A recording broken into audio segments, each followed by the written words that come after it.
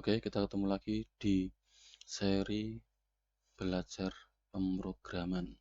Nah, untuk kali ini kita akan melanjutkan video sebelumnya, yaitu episode 4 tentang struktur keputusan. Di video sebelumnya sudah dibahas tentang struktur keputusan secara teori. Nah, untuk yang kali ini akan kita bahas bagaimana mengimplementasikannya ke dalam kode program. Baik, kita bisa langsung membuat beberapa contoh kode. Kita buka dulu Visual Studio-nya.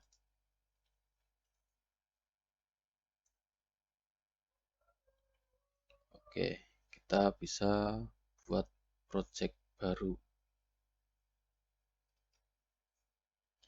Create empty project atau new project ya di sini ya.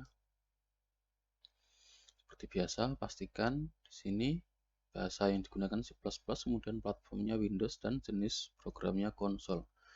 Klik saja yang empty project atau double klik. Nah, kita beri nama contoh 1. Contoh 1 ya di sini ya. Kemudian lokasinya, lokasi yang biasa digunakan untuk membuat solution. Nah, saya taruh di sini. Nih. Kemudian nama solusinya ini adalah 04 ya, 04 karena ini materi atau episode yang keempat. Baik, langsung saja kita klik create.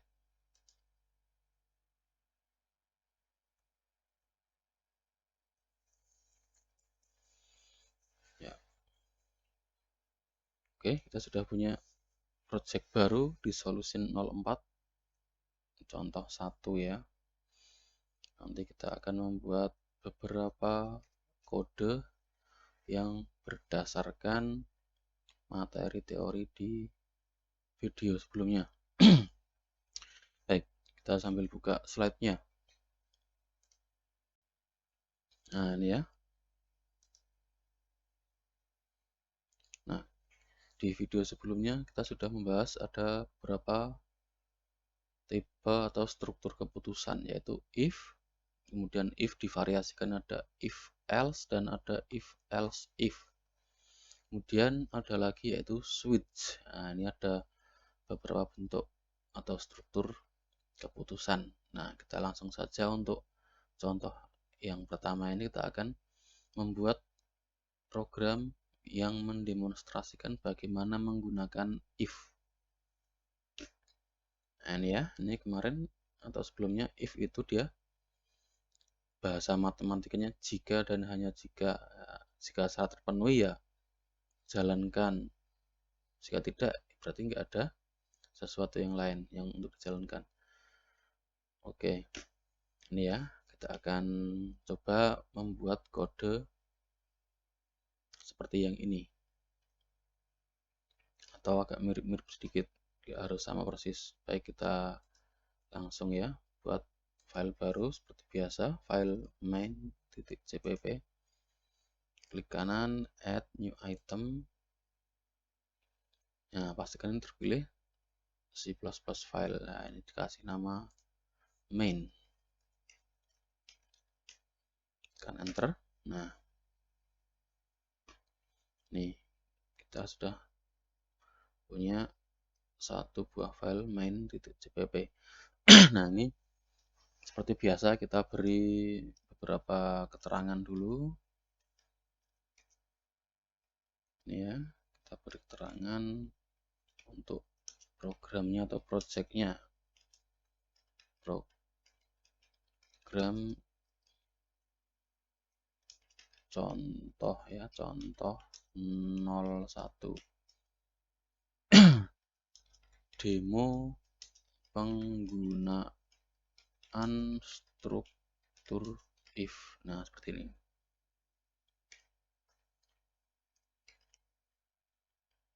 Oke, kita langsung tulis. Nah, dan using namespace Seperti biasa kita buat dulu kerangkanya.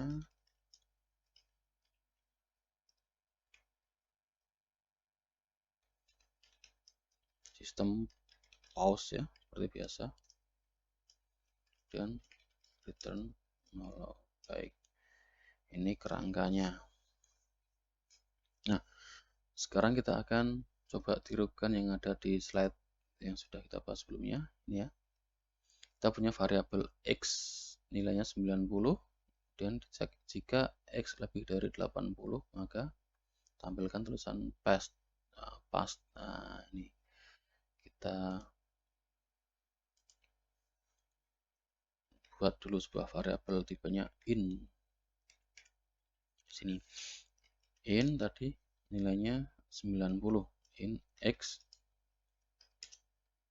90 seperti ini. Dan di sini if x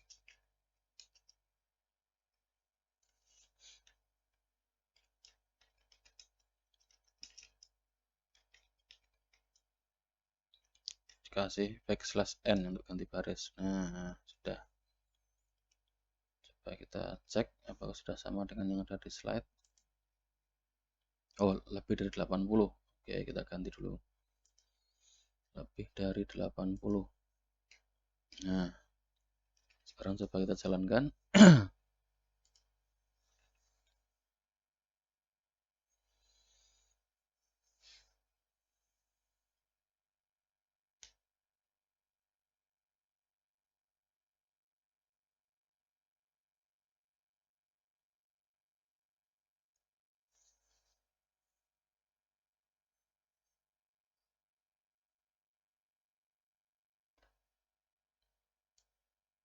Nah, ini ya. Oke, dibesar dulu tulisannya. 18/20. Nah, ini pas. Nah, oke. Kita lihat lagi. Nah, misalkan kita ganti ini x-nya 80.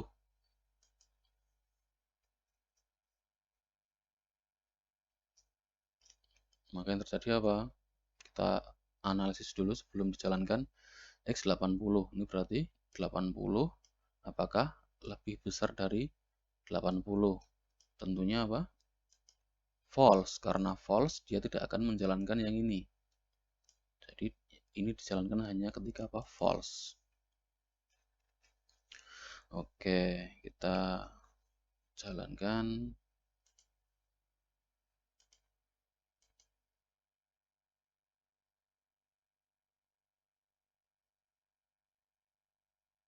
Nah, tidak ada apa-apa ya, karena memang tidak ada apa-apa di bawah if tersebut. Nah, ini ya. Kalau kita lihat di sini, 80 lebih dari 80 false. Nah, karena false berarti dia langsung loncat ke sini. Ya, jadi tidak ada apa-apa. Ya, ini ya. Ini untuk karakteristik dari if. Jadi, apa yang dijalankan itu ya hanya ketika syaratnya terpenuhi saja. Jika tidak terpenuhi, dia tidak akan dijalankan. Oke. Nah, ini untuk if kita mungkin sementara ini belum banyak contoh ya. Mungkin nanti yang banyak itu if else dan if else if. Nah, itu. Baik. Kita langsung saja ke contoh kode yang kedua. Yang ini kita tinggalkan dulu. Sementara seperti ini dulu. Kita akan menuju ke if else if. Oke, kita bikin solusi baru, project baru. Add new project. Sama ya, empty project. Nah, diberi nama contoh 02.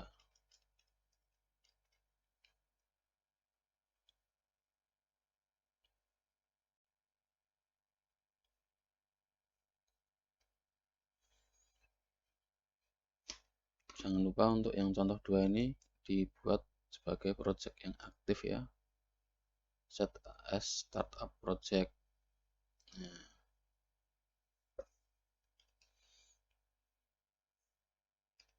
baik. Kita buat file baru lagi ya, main. sama namanya masih main cpp. Oke, kita beri keterangan dulu.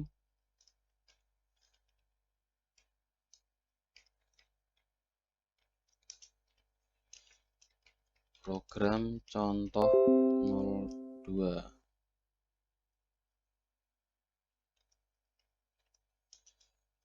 Demo struktur if else. Nah, ini mungkin yang lebih menarik ya ini ya.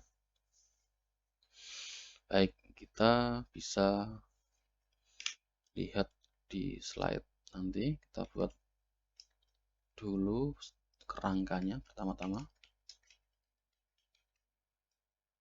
Seperti ini.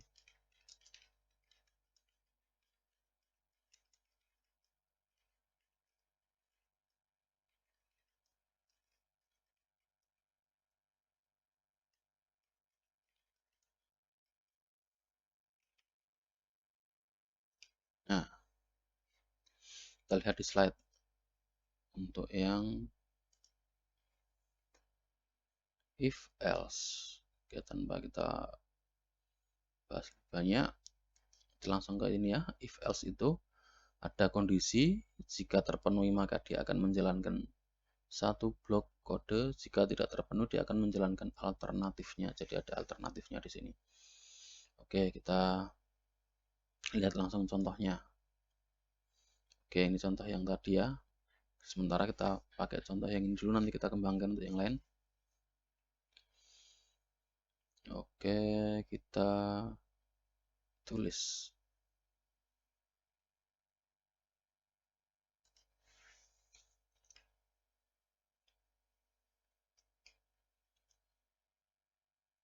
In X 80 ya, nggak harus sama persis. If X lebih dari 80, atau ini tadi 90.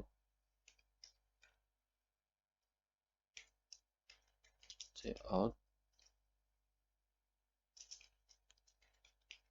pas.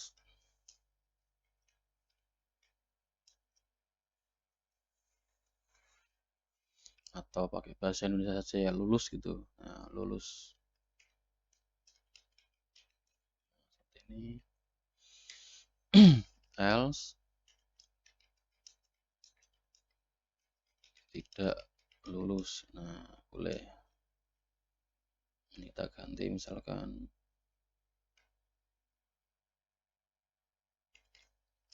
75.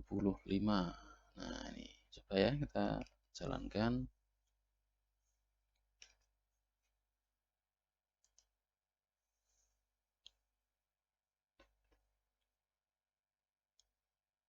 Ya, lulus. Oke, ini kita kasih backslash n dulu.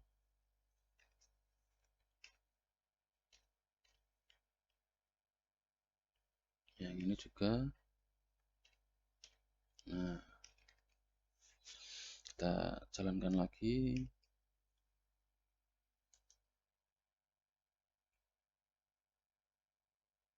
Oke.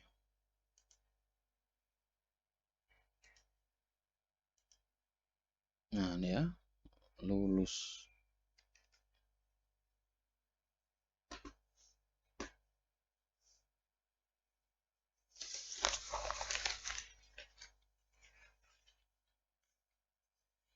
Nah, ini. Nah, sekarang kita bisa kombinasikan dengan input. Dengan input ya, dengan input menggunakan keyboard. Kita bisa gunakan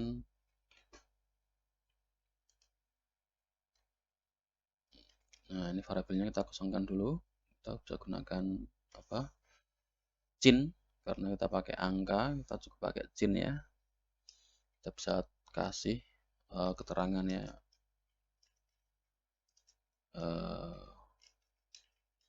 berapa nilai Anda.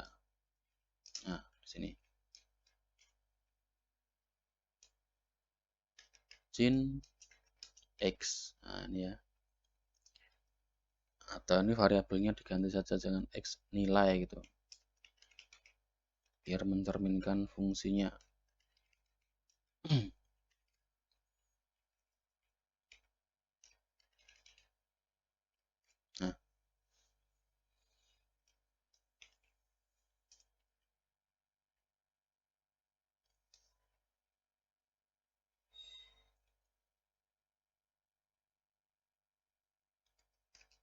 Kita coba jalankan. Nah, seperti ini ya. Berapa nilai Anda? Misalkan tadi 80. Nah, lulus. Nah, ini yang lulus. Kalau kita jalankan lagi, berapa nilai Anda? Misalkan 75. Ini harusnya tidak lulus. Nah, tidak lulus. Oke. Kita coba kombinasikan lagi menjadi berapa tambahan perintah ya. Misalkan kita ganti dulu dengan 60 misalkan gitu. Misalkan nanti tulisannya di sini lulus, Anda hebat gitu ya. Misalkan ada tulisan lagi di sini Anda hebat. Nah, Anda hebat.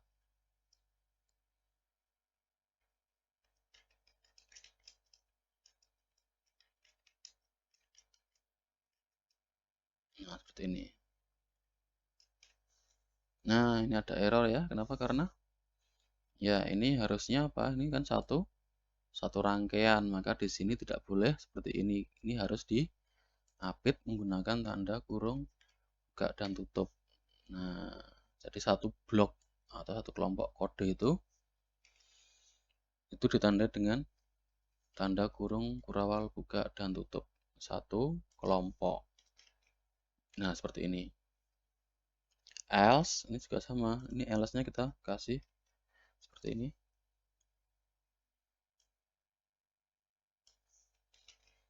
Ingat ya, kalau ada beberapa baris maka harus dikelompokkan menggunakan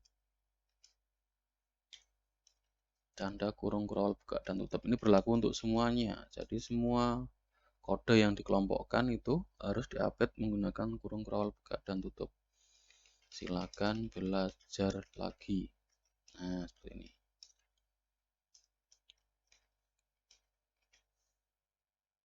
Ya. Kita jalankan. Nah, berapa nilai Anda? Misalkan 90. Anda hebat. Oke, kita jalankan lagi. Jalankan 55. Tidak lulus, silahkan belajar lagi. Nah, oke. Gampang ya. Jadi ini satu blok kode ini harus diupdate menggunakan tanda kurung kurawal buka dan kurung kurawal tutup. Ini rangkaian apa? If dan else. Nah, seperti ini. Jika terpenuhi, jalankan yang ini. Jika tidak terpenuhi, alternatifnya jalankan yang ini. Oke, cukup sederhana. Oke, ini contoh yang kedua. Gampang sekali ya. Oke, masih if else. Kemudian contoh yang ketiga. Oke, kita tinggalkan dulu yang ini. Ini tutorialnya ringkas dan cepat tapi padat ya. Oke. Sekarang kita bikin contoh yang ketiga. Ini untuk if else if. Kita bikin project baru dengan nama contoh 3. Ya. Pilih contoh 3. Contoh 03.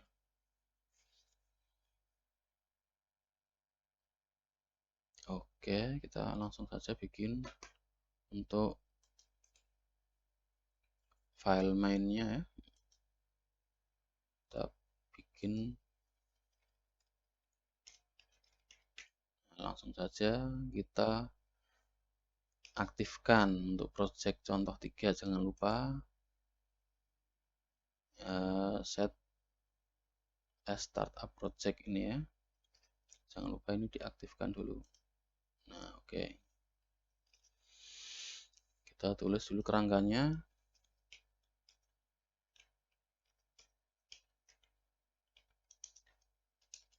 Program contoh 03. Demo struktur if else if. Nah, seperti ini. Oke. Kita bikin dulu kerangkanya.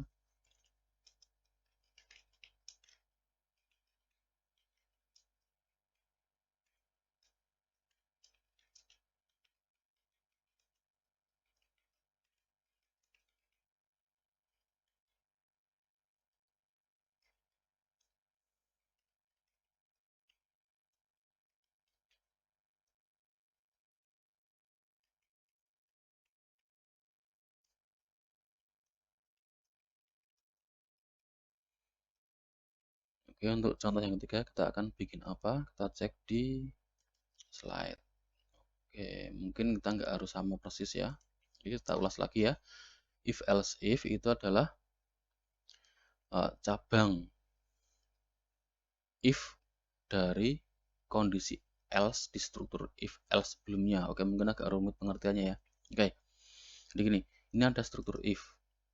Nah, if ini ada, terus ada false ya, berarti ada bagian apa? Else-nya. Nah, struktur if yang ini bagian else-nya akan bercabang menjadi struktur if baru.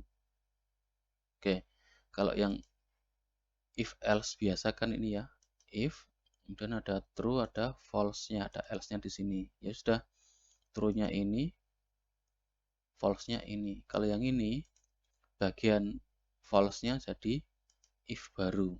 Nah, ini hanya disambung saja sebenarnya, if else bersambung. Oke, ini contohnya ya. Ini contohnya kita bisa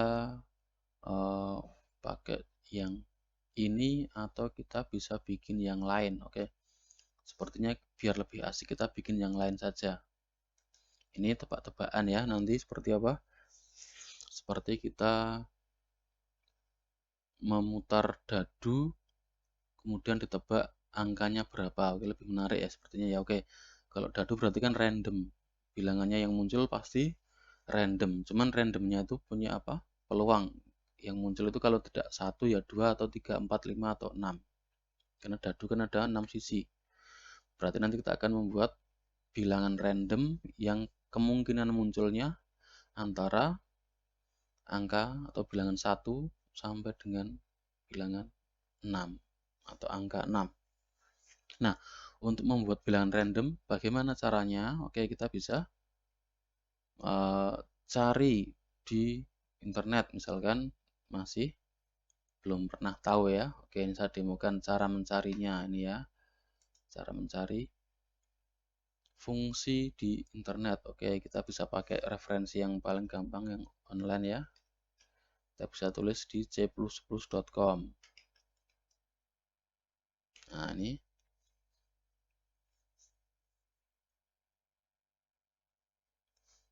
kita cari di sini misalkan di reference ya. Atau boleh di sini juga boleh, sama saja ya. Kita mau mencari bilangan random atau kita akan mencari random generator. Nah, ini kita coba cari random generator itu ada di sini. Random. Nah, ini ya. Generate random number. Nah, cara pakainya gimana? Oke, di sini kita bisa gunakan fungsi run. Nah, ini ya. Oke, di sini ada keterangan ya. Kalau kita pengen menghasilkan bilangan random antara 0 sampai 99 berarti dia di modulo dengan 100. Ingat ya, modulo itu apa? Sisa pembagian. Berarti kalau kita ingin menghasilkan bilangan dari 1 sampai 6 berarti dia harus di modulo dengan 6. Kenapa? Karena semua bilangan kalau dimodulo dengan 6 maka hasilnya kemungkinannya 0, 1, 2, 3, 4, atau 5. Lah, tapi kan kita butuhnya 1 sampai 6 ya, sudah tinggal ditambahkan dengan 1 plus 1 seperti yang contoh bawah ini ya. Kalau pengen hasilnya 1 sampai 100, maka di sini harus ditambahkan dengan plus 1. Nah, ini ya. Tambahkan plus 1 biar apa? Angkanya geser ke kanan 1 angka. Yang tadinya 0 sampai 99 kalau plus 1 berarti 1 sampai 100. Ingat ya di sini modulo dengan penjumlahan lebih kuat modulo, sehingga ini dijalankan dulu baru ditambahkan dengan 1. Oke, langsung saja kita coba ya untuk membuat bilangan random. Nah, di sini ada keterangannya. Untuk menggunakan bilangan random kita harus menginclude ini ya, stdlib atau stdlib.h. Nah, kalau stdlib.h itu apa namanya? Caranya bahasa C. Kalau bahasa C++ menggunakan stdlib saja, tidak pakai .h. Oke ya, kita langsung praktekkan saja untuk mengenerate bilangan random. Oke. Kita demokan dulu ya. Kita include di sini. Nah, include stdlib. Nah, sudah ada ini. Oke. Sudah ya. Nah, untuk eksperimennya, benarkah dia menghasilkan bilangan random? Untuk eksperimennya kita tuliskan di sini, cukup pakai cout ya. Kita pakai misalkan dice number ya. Nah, angka dadu. Tadi kan pakai fungsi apa? Ren. Dibagi modulo dengan 6 ya. Modulo 6 plus 1. Nah, seperti ini. Kenapa harus plus 1? Karena ya kalau tanpa plus 1 nanti yang dihasilkan adalah 0, 1, 2, 3, 4 sampai 5. Nah, biar jadi 1 sampai 6 maka harus plus 1 ya. Pas ketemunya 0 berarti plus 1 jadinya 1. Pas ketemunya 1 plus 1 jadinya 2. Ingat ya, ini sisa pembagian itu kan hasilnya kalau pas bilangan kelipatannya pasti hasilnya 0. Kalau pas selisihnya 1 ya hasilnya 1 dan seterusnya. Oke. Kita langsung cek di sini pakai cout.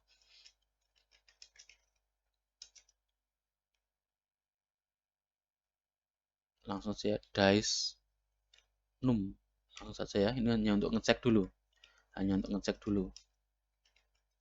Apakah bilangan randomnya sudah bekerja atau belum.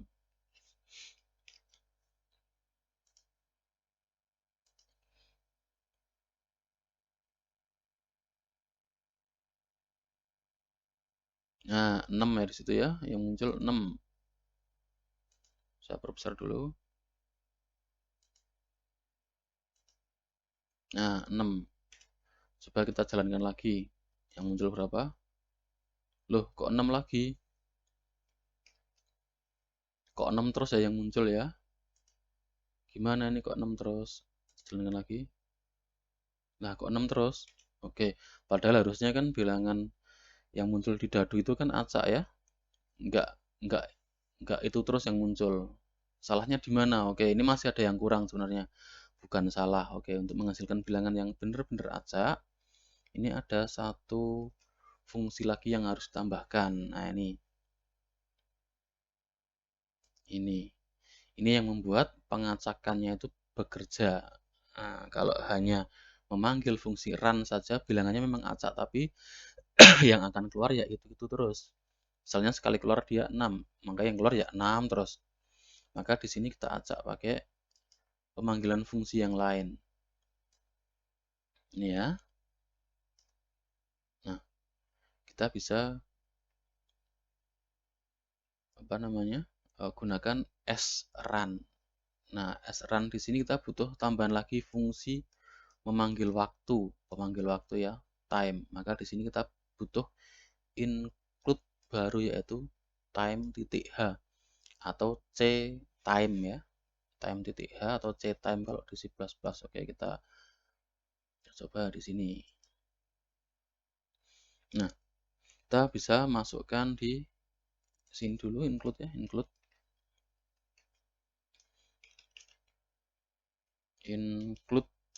ctime. Nah, seperti ini. Oke. Terus tadi sebelum kita panggil dulu s run. Nah, seperti ini. Time dalam kurung apa tadi? 0 seperti ini. Nah, itu 0 itu maksudnya apa? Pokoknya 0 gitu aja ya. 0 itu berarti nggak ada artinya. Kalau bahasa Indonesia kan 0. 0 itu nggak ada artinya. Tapi sebenarnya bukan 0 yang angka 0 itu bukan yang 0 itu data yang tidak ada artinya. Tapi dia ada. Oke, sekarang kita coba jalankan.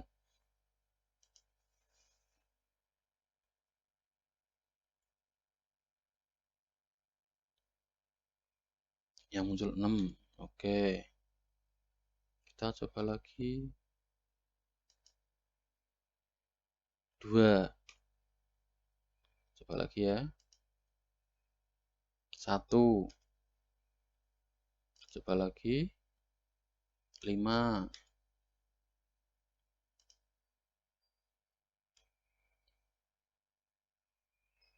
3 dan seterusnya. Jadi yang muncul itu ya antara 1 sampai dengan 6. Oke, saya kasih keterangan dulu sini.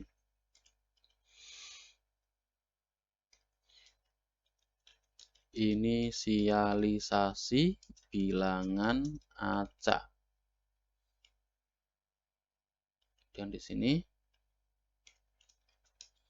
menghasilkan bilangan acak antara 1 sampai dengan 6. Nah, ini ya.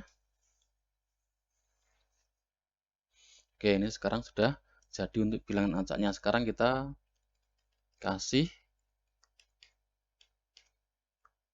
tebak-tebakannya di sini. Cout. Nah, ini ya. Tebak angka dadu. Nah, seperti ini. Kita bisa tambahkan variabel di sini ya. In tebak. Kemudian sin tebak. Nah, di sini ya. Nah, baru di sini muncul if else-nya.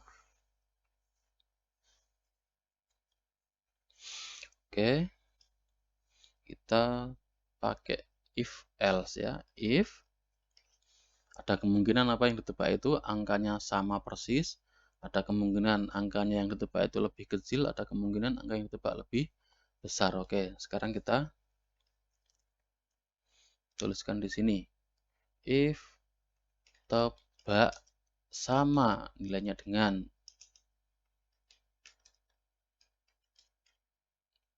atau ini pakai bahasa Indonesia saja ya, nama variabelnya ya, angka dadu itu aja, biar tidak terlalu ke Inggris. Nah, angka dadu. Nah, gini ya.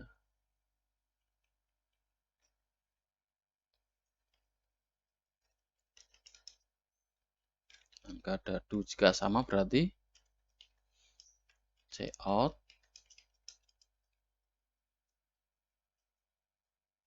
benar tebakan Anda.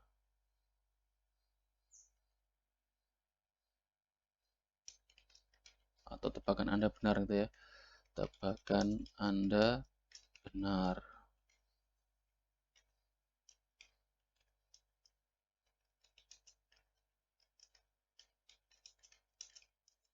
Anda dapat hadiah misal. Oke. Wah, ini kayak lotre ya. Ya, tidak apa-apa. Oke, ini jika benar ya.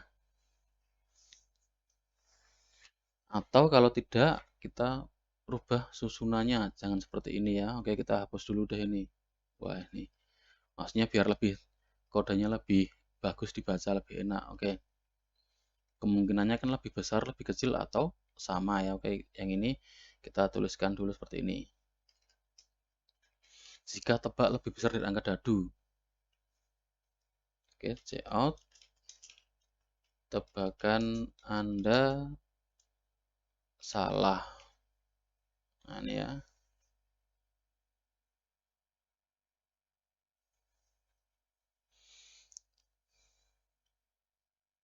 Kasih ini. Cout. Angka yang Anda tebak lebih besar. Nah, misalkan angka tebakannya lebih besar. Nah, ini. Kemudian else. Nah, ada if-nya lagi di sini disambung dengan if. Nah, tebak lebih kecil dari angka dadu. Jika lebih kecil maka seperti ini ya. Ini boleh di copy ya. Tebakan Anda salah, sama-sama salahnya ini. Ini lebih kecil. Kalau bukan lebih besar, bukan pula lebih kecil, maka apa? Maka ya pasti sama kan? Jika tidak lebih besar dan tidak lebih kecil berarti otomatis dia sama. Berarti else-nya adalah ini kalau tebakannya benar.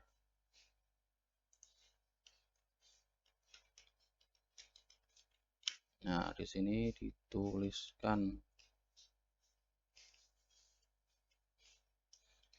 sudah dapat hadiah. Nah, ini ya. Oke.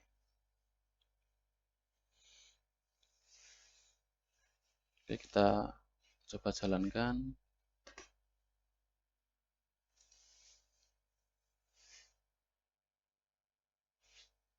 Tebak angka dadu. Nah, ini. Misal kita tebak 4. Wah, tebakan Anda benar. Anda dapat hadiah. Oh, pas ini ya. Oke. Kita coba lagi. Misalkan 4 lagi. Salah. Berarti kemungkinannya apa? Kalau nggak 1, 2, atau 3. Karena kan yang kita tebak lebih besar. Coba lagi. Misal 6. Berarti kalau nggak 1, 2, 3, 4, atau 5. Coba lagi. Misal 1 ya. 1 belum. 1. Salah. Lebih kecil ya. Berarti yang keluar di dadu kemungkinan 2, 3, 4, 5, atau 6. Ya, seperti ini. Ya, gampang ya untuk dipahami ya. If, else if itu berarti else-nya disambung langsung dengan if. Nah, ini bisa bertingkat-tingkat seperti ini. Nah, bisa bertingkat-tingkat. Oke, ini ya, ini untuk contoh if, else, if. Gampang sekali. Oke. Sekarang kita ke switch. Nah, switch itu seperti ini strukturnya. Oke ya, switch. Dan nanti ini ada kuis ini ya.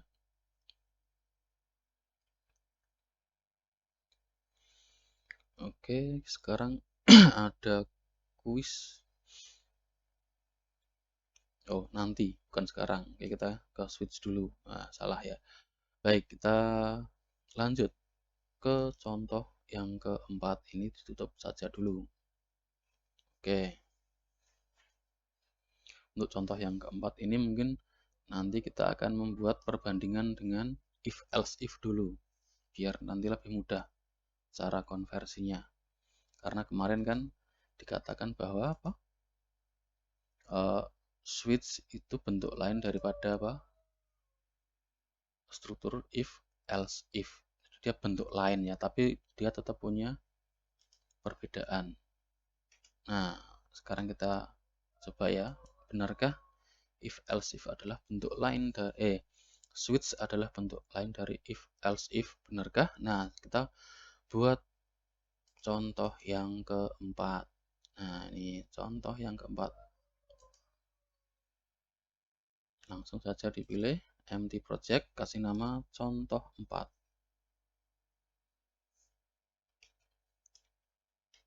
Contoh 04. Nah,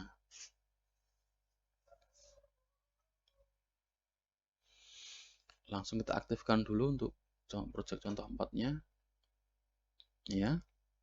set as startup project, kemudian langsung kita bikin file mainnya. Item, kasih nama main.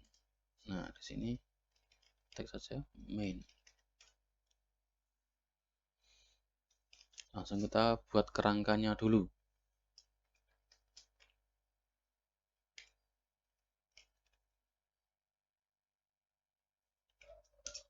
Nah, program contoh 04 demo struktur switch. Nah, ini ya, struktur switch.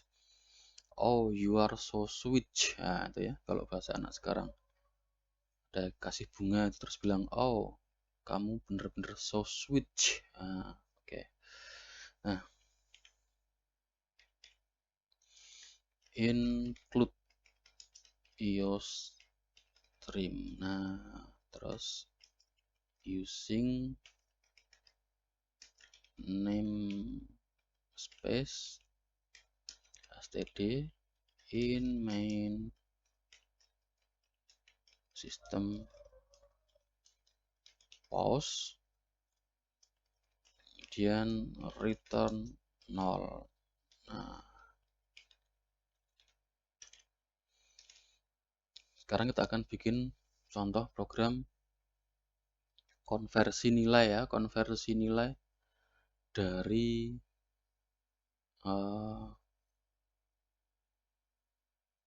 nilai angka ke nilai huruf. Jadi ada, kalau di perkuliahan kan ada bobot ya nilai itu ya, A, B, C, D, E. Nilai A itu 4 atau nilai 4 itu A, nilai B, nilai 3 itu B, 2 C, 1 D, 0 itu E. Nah, kita bisa gunakan struktur if else if di sini. Cuman nanti kita akan coba ya menggunakan struktur switch. Nah, sebelumnya tetap kita pakai if else if dulu biar nanti kita tahu konversinya seperti apa. Oke ya, kita coba buat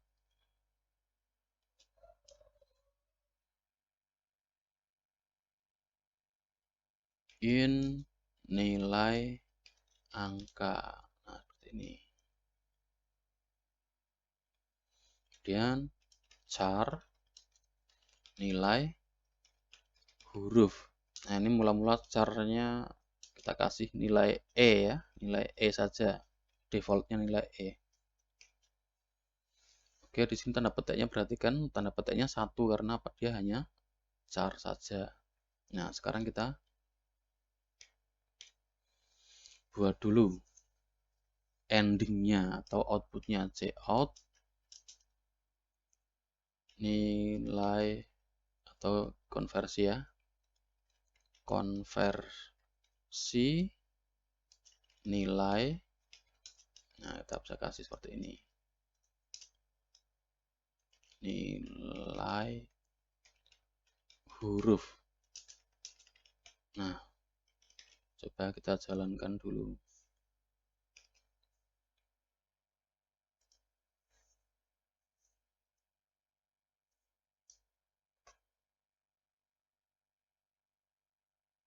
Langsung E ya. Oke, di perbesar dulu ini untuk tampilannya. Nah, langsung nilai E karena memang belum diapa-apakan, belum ada prosesnya. Nah, sekarang kita coba kasih input dulu, cout nilai angka. Nah, seperti ini. Cin nilai angka. Nah, baru di sini struktur if else if-nya. Oke, ini sekarang if else if dulu ya. Nanti baru kita konversi menjadi switch. Nah, oke. If nilai angka sama dengan 4, maka nilai huruf berubah jadi A. Masih ingat ya penggunaan tanda sama dengan yang 2 ini dan tanda sama dengan yang 1 ya. Oke, tidak akan saya sebutkan di sini ya. Cek lagi video sebelumnya kalau lupa. Apa bedanya penggunaan tanda sama dengan 1 dan penggunaan tanda sama dengan 2. Oke, ini saya tidak menggunakan kurung kurawal buka dan tutup karena dia hanya satu baris saja. Kecuali kalau ada banyak baris, maka wajib menggunakan kurung kurawal buka dan tutup. Else, if lagi, nilai angka sama dengan 3. Nilai huruf berubah jadi B. Nah, ini boleh di copy paste saja. Ini di copy ya, copy biar gampang. Ini untuk yang C, ini untuk yang D. Kita ganti saja dengan 2. Ini berarti C. Yang ini 1 berarti D. Terakhir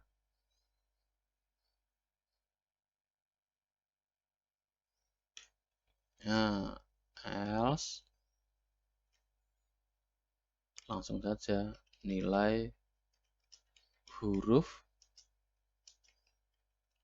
E. Nah, seperti ini ya. Sama dengan yang default di atas tadi ya. Oke, tidak apa-apa. Kita tuliskan seperti ini. Ini boleh dikosongi juga, tidak apa-apa ya. Ini dikosongi aja. Nilai huruf kosong gini aja, tidak apa-apa. Tapi dia pasti akan error ya. Ini. Oke, tetap E saja. Nah, sekarang kita coba jalankan.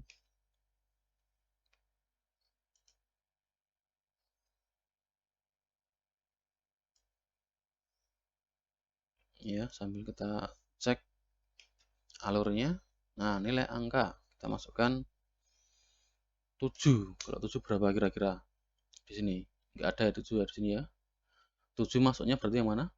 Apakah sama dengan 4? Enggak. Sama dengan 3? Enggak. Sama dengan 2? Enggak. 1? Enggak. Maksudnya yang else 7 jadinya nilainya E ya. Nah, ini 7 nilainya E harusnya.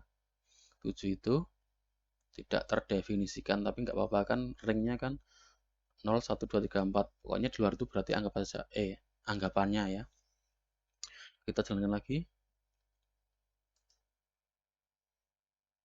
Misalkan nilai angka 3. Harusnya B ya. B. Oke. Kemudian kita jalankan lagi. 4 ya harusnya. Oke.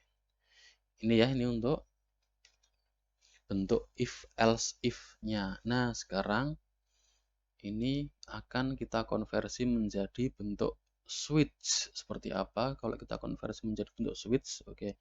Yang ini saya nonaktifkan dulu ya. Nonaktifkan pakai tanda ini. Nah, di-update oleh ini.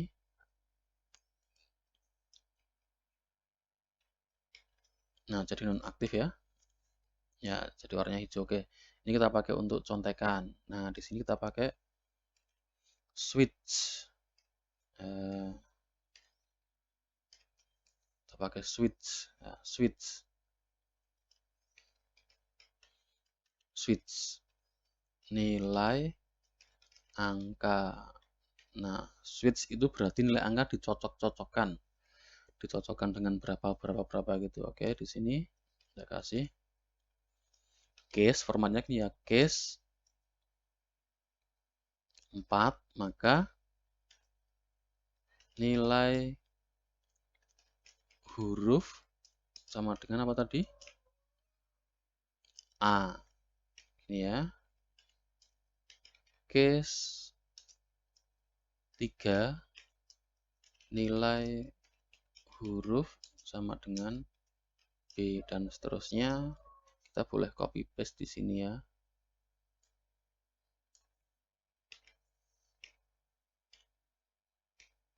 Nah,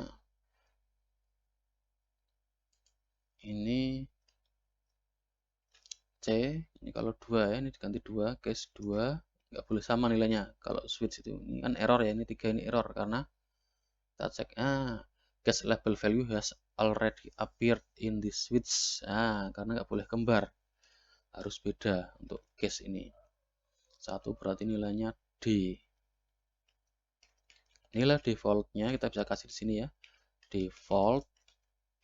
Nah, nilai huruf E. Oke, seperti ini. Ini struktur apa? Switch-nya. Oke, sekarang kita jalankan.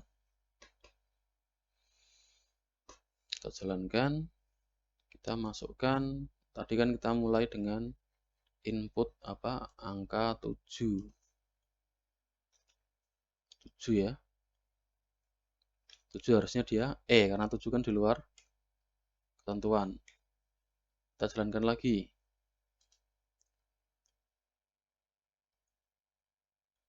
Misalkan 3, harusnya kan B ya.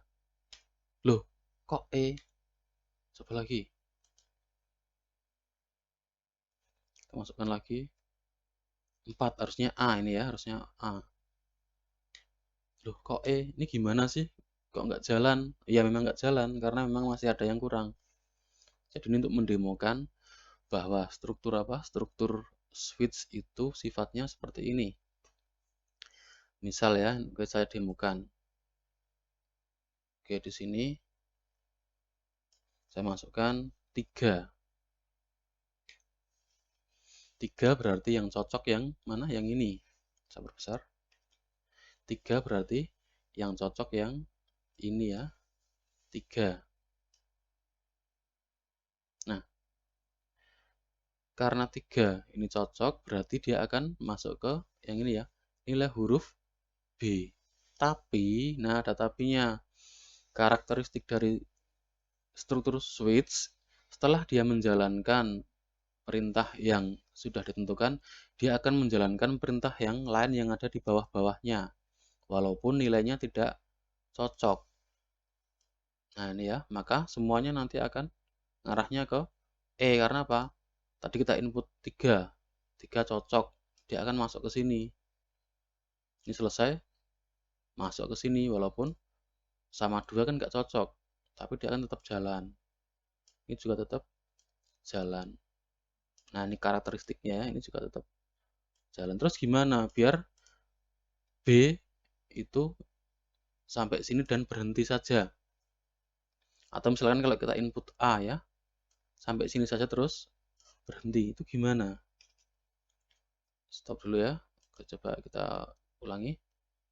Kalau kita masukkan 4 ya pasti akan ketemuannya apa? Karena nanti 4 itu mulai dari sini, 4 menjalankan ini selesai, lanjut langsung ke bawahnya, lanjut ke bawahnya lagi, dan seterusnya. Nah, kita perlu tambahkan 1 statement lagi ya di sini ya, untuk menghentikan alur yang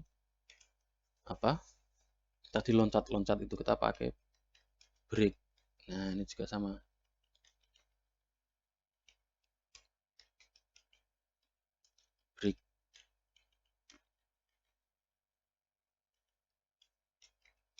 Break. Nah, nih. Break. Nah, kalau yang default nggak usah dikasih break, nggak apa-apa, karena dia sudah paling bawah sendiri. Coba sekarang kita jalankan.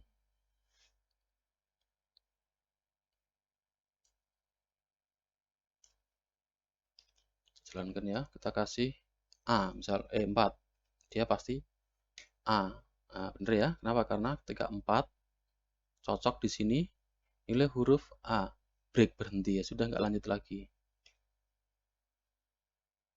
Demikian yang lainnya, kalau kita masukkan misalkan 2, harusnya dia jadi apa?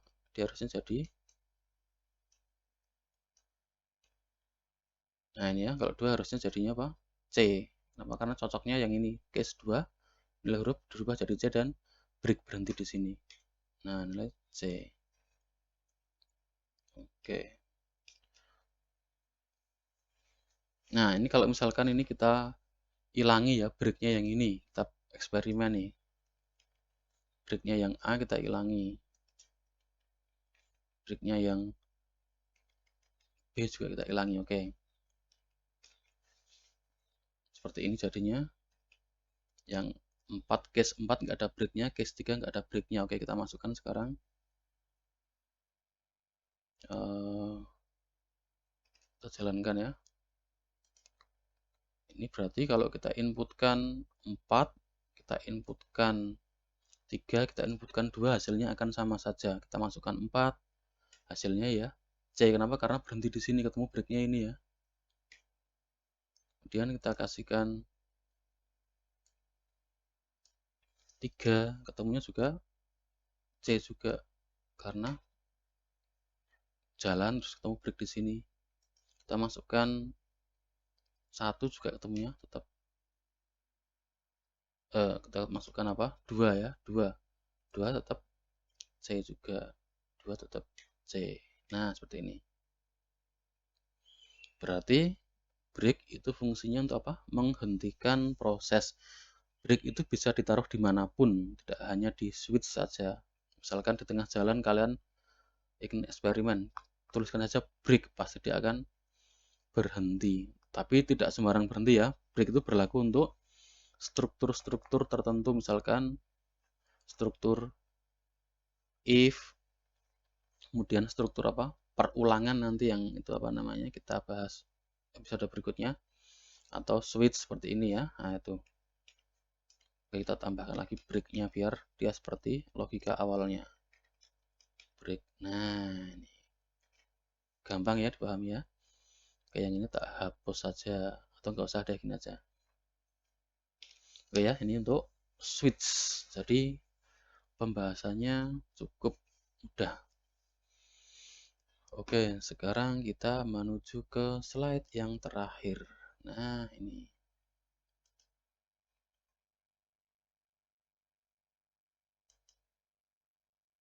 Nah, ini challenge ya, ada challenge-nya. Oke, silahkan diperhatikan baik-baik. Nah, di sini soal ada 2. 1, ini soalnya masih seputar apa? Konversi nilai ya. Masih seputar konversi nilai. Oke, di sini tapi konversinya bukan 43210, tapi dari 100 sampai 0 dengan range seperti ini. Jika nilainya 86 sampai 100, nilainya A. 66 sampai 85 B. 46 sampai 65 C. 1 sampai 45 D. 0 itu E. Nah, buatlah program yang nantinya bisa mengkonversi dari inputan menjadi nilai angka. Kemudian ada tambahan ya. Jika inputannya di luar jangkauan ini, misalkan ini kan jangkauannya 0 sampai dengan 100. Misalkan input 101, maka nanti akan muncul pesan input tidak valid. Kenapa? Karena inputnya hanya boleh 0 sampai 100. Berarti kalau input minus 1 juga nggak boleh. Nanti akan muncul input invalid atau tidak valid. Jadi di sini tambahnya adalah jika yang diinput itu di luar 0 sampai 100, maka muncul pesan input invalid. Tapi kalau yang dimasukkan itu antara 0 sampai 100, nanti dihitung menggunakan apa namanya ketentuan ini. Nah, pertanyaannya adalah struktur apa yang cocok untuk kasus ini? Ini ya, pertama ya. Ini nggak usah kalian jawab, tapi langsung kalian buat kodenya saja. Mau pakai if, silahkan. Mau pakai nyoba pakai switch juga silahkan.